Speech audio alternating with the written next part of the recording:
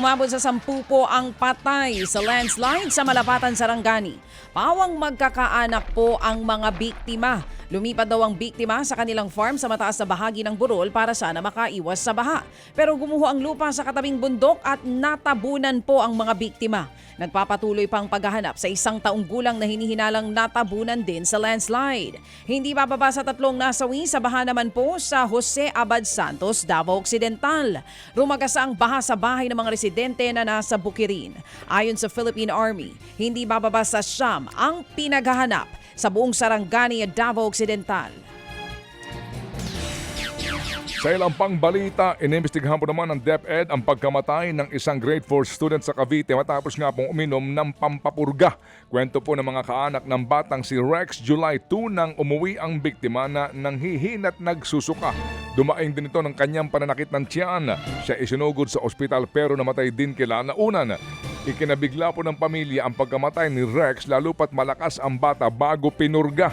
Sa paunang informasyon na nakala po ng DepEd, infeksyon na nagdulot ng septic shock ang kinamatay po ng batang si Rex. Meron ng koordinasyon sa City Health Office sa ginawa pong deworming activity ng paaralan. Meron daw pong koordinasyon doon sa City Health Office. Ilan po sa mga pinurga rin daw ang sumama ang pakiramdam. Samantala, humingi naman po ng paumanhin ng isang konsehal sa Calambas sa Laguna kaugnay ng paggamit ng wangwang ng kanyang police escorts. Nakuhanan sa video ang nasabing insidente. Ayos ah. Sakay nga po ng puting van ang konsehal na si Arvin Mangya. Habang may 2 police escort. Hari na hari talagang datingan dito sa video. Konsehal pa lang yan. Konsehal pa lang to ha. Ayon nga po kay Mangyat, nagawa niya lamang ito sa kanyang pagmamadali. Patungo po sa dadaluhang sesyon sa Kapitolyo ng Laguna sa bayan ng Santa Cruz.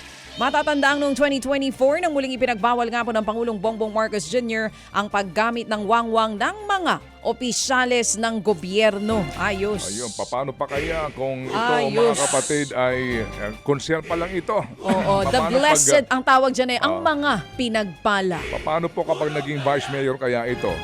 O naging mayor, o naging governor, o naging congressman. Napakaganda, Ted Filon. Meron silang isang, public official na mapaumanhin. Mahilig humingi ng sorry. Humingi nga naman ng sorry. Sorry po. Naminsala po naman daw ang buhawi sa ilang lugar sa Santa Cruz, Occidental, Mindoro kasabay pa rin po ng ulang dala ng habagat. Kabilang po sa naapektuhan ang barangay Kasage. Nagiba tumumba ang bahagi po ng isang manukan.